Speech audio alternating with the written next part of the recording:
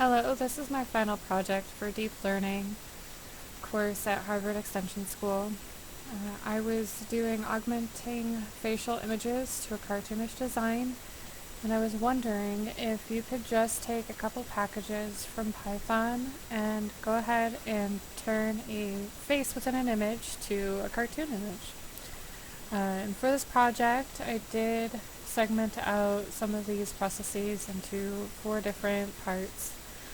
Starting with segmentation, I did use GrabCut within OpenCV in order to segment both the foreground and from the background. And then the background portion, go ahead and set aside until adding it in at the very end. And then we took the foreground into color compression. Now for the color compression, I was aiming for the flat look that you usually have with cartoons, and used k-means and scikit-learn. I chose scikit-learn because it initializes with a greedy initialization rather than just a random initialization. Now the greediness is started with sampling the original image and then going ahead and getting some densities and then getting a better guess at where it needs to start with its clustering. And this helps run the process faster and gets a lot more reproducibility within the final product. Now with the color compressed foreground, I wanted to also outline it with a large black outline like you do get with cartoons. And in order to get an outline, I went for edge detection, and I chose to use Canny in OpenCV. And with Canny, it did edge detect, and I masked to just using the foreground edges. And with the foreground edges, they are very thin. So I used dilate in order to go ahead and widen out some of those edges. And then I inverted the image in order to get a black outline instead of the white outline, and recombined all of the images together with the colorization, the outline, and the initial background portion. I'm going to go ahead and go over to my project here. As you can see, some of these packages I have here is OpenCV, scikit-learn, and I do also have Matplotlib in here to help me render some of these images as I'm explaining it.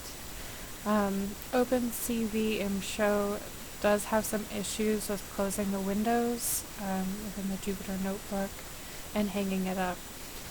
And then here's all the versions for that particular package. I do have a couple of helper functions. The plotting of the image helper function allows me to convert from the OpenCV to Matplotlib. So OpenCV actually uses the BGR colorization, and Matplotlib is in the RGB colorization. So this just kind of makes it a little bit more readable later on within this process. And then I do also have this processing of the image for my k-means approach as well. With k-means, it only analyzes 2-dimensional data. It does not handle 3-dimensional data. So in order to get us to 2 dimensions, I went ahead and got us down to the width and the height, and then kept our depth in order to keep the colorization. And then here's some initializations here. I chose 4 clusters for our k-means, and then our random state of just 3.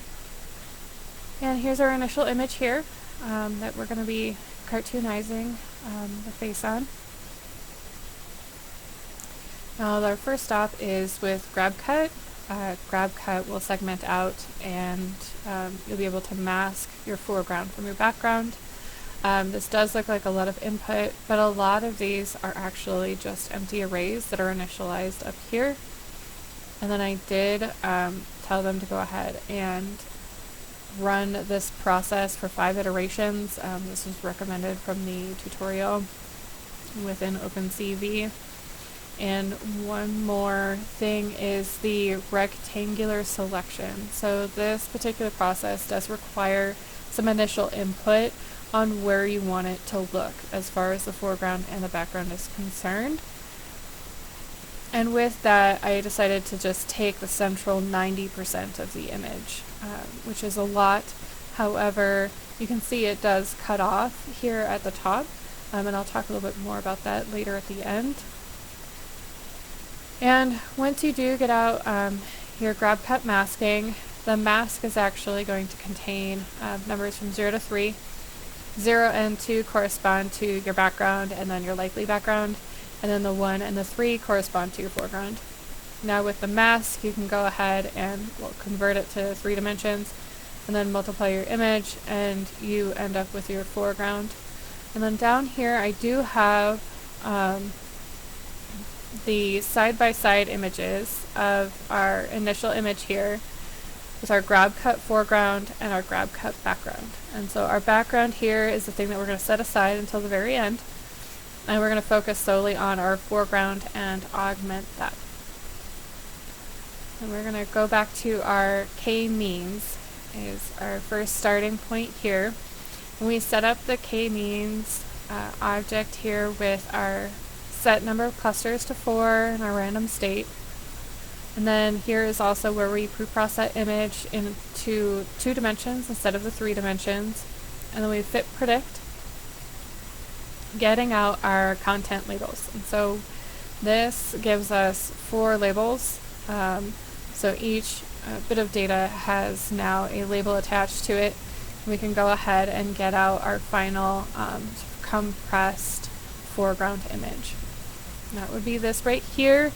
And I do think it still keeps a lot of the definition around the lips and the nose and the eyes, and you can still see the eyebrows even, but still keeping with this sort of flat look that you would have with an image in cartoon form. So now that we have our sort of foreground colorization, we're going to go ahead and we're going to look at our edges.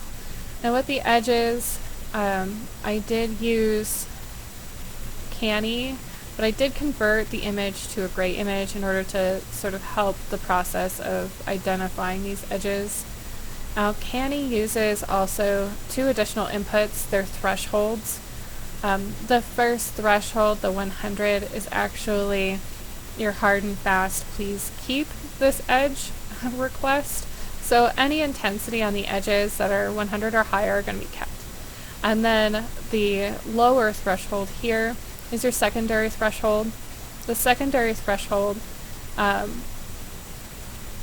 defines when the process will potentially keep the edge. So if that edge is at least 90 but less than a 100, there is a possibility it will be kept. Now it will not be kept if it is in already a high dense region of edges. So like up here, it would not be kept. Now I don't mind this particular version of the Canny edge detect because this portion here will be taken out with our foreground mask in our next image. So here's where we masked our edges here. And you can see that large dark portion is gone.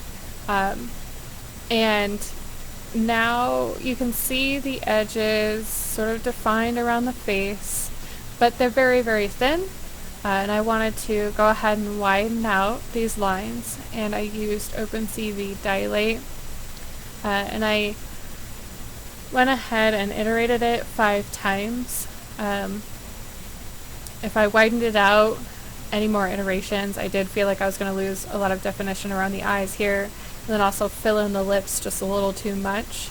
The edge detect did not detect the outer ring of the lips. It really did hone in on the glossiness of the lips there. So now that we have our edges, we're going to go ahead and invert this image. Now to invert it, we used a bitwise knot with it, OpenCV. The bitwise knot is actually a knot gate. So it compares 2 images together and then gives you the knot. So when you only enter in one image, and when it's sort of like a binary image like this, it'll go ahead and give you the inverse. Now, with that, you also need to cast this into a three-dimensional array rather than just the two that it was. So with our casted edges, inverted edges, and our k-means colorization, we just add those together with CV2 add, and then only using along the edges here. Go ahead and add everything together, and it's looking pretty good so far. You still have some of the obvious stippling along the lips here. But our next step is actually going to be blurring our k-means colorization. So when you convert from the two-dimensional space back to three-dimensional space, you do end up with the spiking of the colorization. How it looks a bit rough along the gradation line here. So I did use OpenCV blur.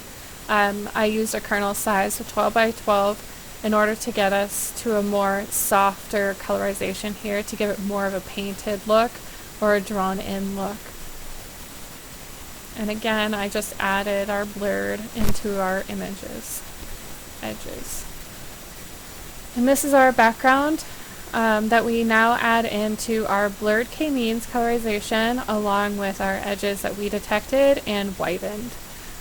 With this final image, I do think we get to a really good spot where it does look like, you know, the flat characterization and then that sort of dark outline, so more of a self-professional image. However, you still can see that flat top line from our selection here. And then also, Canny did not detect the edge of the jawline as well as I had wanted it to. I'll go a little bit more detail about some of these things because I packaged everything. Now, I did package everything within a function in order to look at some more sample pictures along the edge cases, and I reran the initial image, which shows how GrabCut can sometimes pick out the foreground image, and then k-means goes ahead and colorizes that particular portion as well as the face. And I think it kind of ruins that composition between the background being realistic and then also the face being more of a cartoonish kind of colorization and flat look. I also looked at some other photos. I wanted to look at some edge cases where we were wearing some accessories, and the GrabCut did go ahead and pull out the hat as part of the foreground, and then with that the Canny edge detection went ahead and picked out all of the bright white glossy edges from the hat as edges and filled them back in with the black stippling.